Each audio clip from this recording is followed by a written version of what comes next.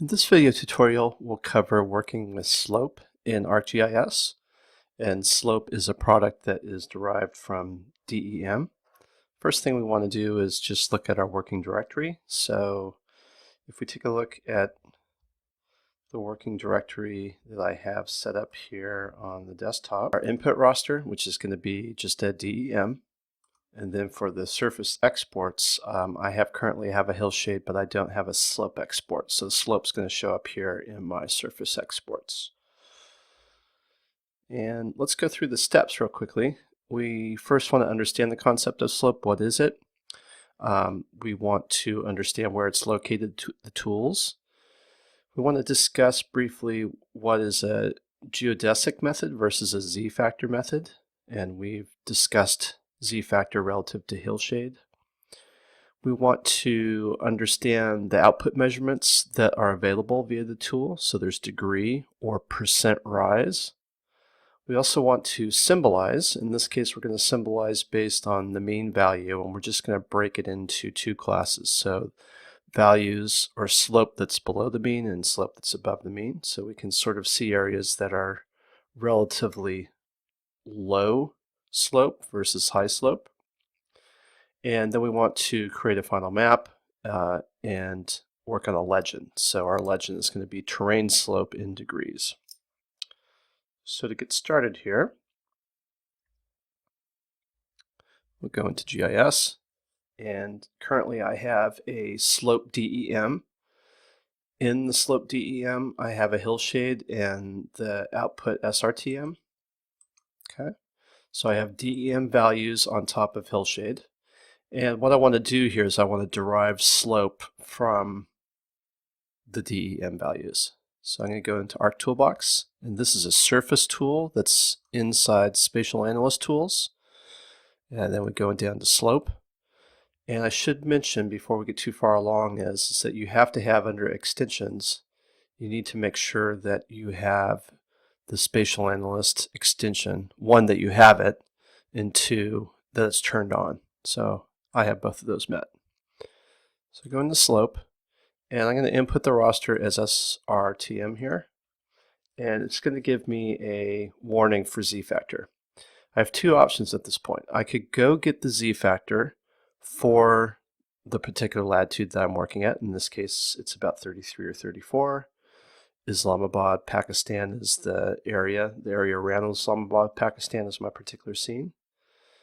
And I can just simply enter in the z-factor for that, and that will go ahead and allow me to process the slope correctly. The other option is under methods.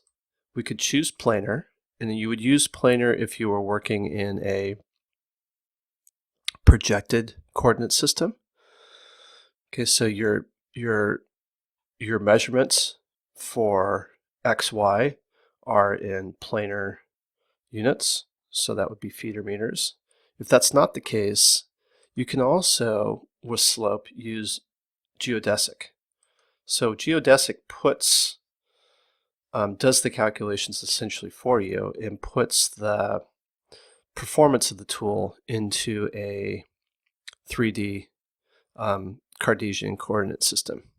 Okay, so it's representing the shape of the Earth as an ellipsoid. And that's what we're going to do here. We're just going to send it to geodesic. And we need to make sure when we do that we set what type of Z unit that we have. And of course, we're using SRTM. And we know that SRTM in our particular product that we're using is 30 meter. So we know that it's in meters. So I click on meters, and then that warning is going to go away, and this will run. Now our output measurement, we have two options. We have percent rise versus degree. So with degree, we're talking about the inclination of slope just calculated in degrees. If we do percent rise, the inclination of the slope is going to be calculated as percent rise and expressed as percent slope.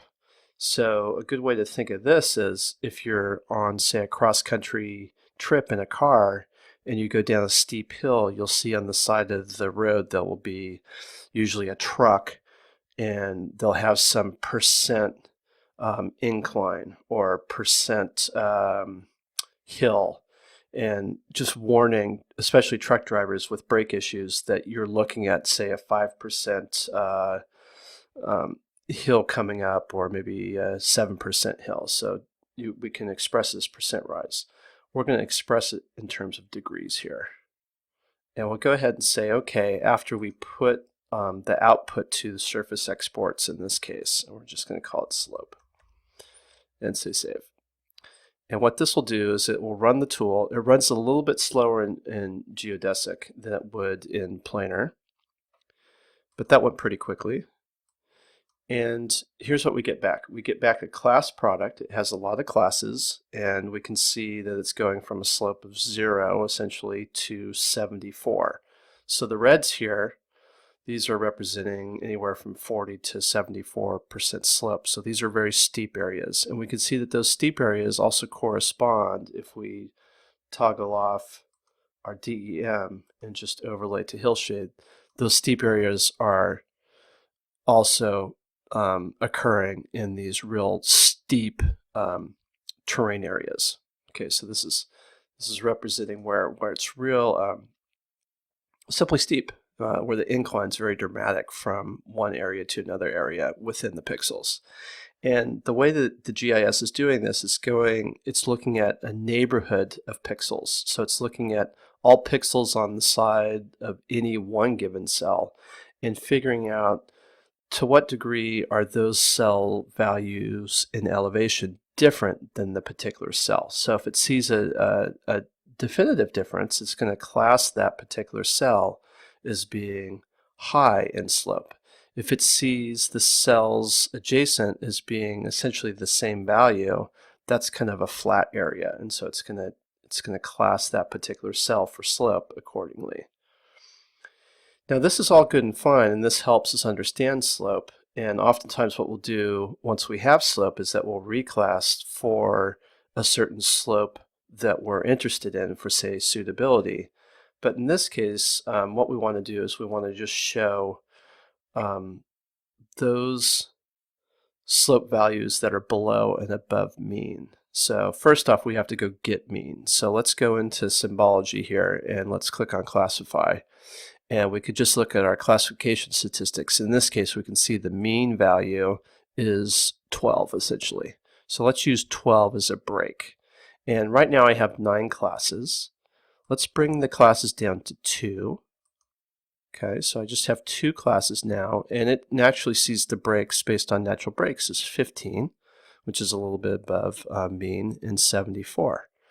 So if I want to do this manually and go right to mean, I could just click on manual, and then here I can replace the 15 with 12. So I'll just do 12, 0, 0, 0. Okay, and let's go ahead and show this now. So we say OK, and say apply, and say OK. And so that just gives us kind of a Boolean result. It's either going to be in the low or the high in terms of median. And the next thing we want to do is we want to overlay this to hillshade. So let's go ahead and just do slope and add some transparency here. So go into display and get a transparency at, let's make it 50%. Say OK. Actually, I'm going to make it a little bit more transparent, I think. I'll make it 65. Okay, so I can really see the hillshade underneath the actual slope values. And we can see that the slope values are really corresponding with those areas in our hillshade where we do see a lot of terrain profile. So in these flat areas, these sort of planar regions, those areas are being classed low relative to slope and mean. So let's do this. Let's go ahead and develop a legend that's going to make sense for this particular portrayal. I'm just going to go ahead and save slope, and then I'm going to go into layout view. So I got to go get my layout toolbar. So where is it? Oh, here it is. Okay, I'm going to go into layout view. Okay, I was in data view. I'm going to go into layout view here, and I'm going to drop in a legend. So I'll just go insert legend, and I just want slope in this case. I don't want anything else. Well, Just need to click on slope, bring him over.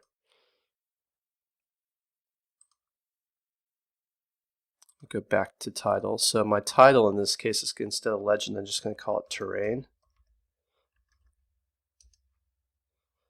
Slope. And this is going to be in degrees. And I'll make this 12. And say next.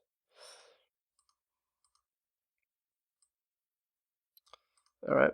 And let's go ahead and I've already expressed it as degrees, so I'm going to take out some of these elements out of the legend. It's just simplified a little bit. So I don't need it to say slope. I'm just going to remove slope from table of contents. And under properties, I have two options for expressing the numbers in the legend. So I could go into my properties under the layer, and I can go into symbology.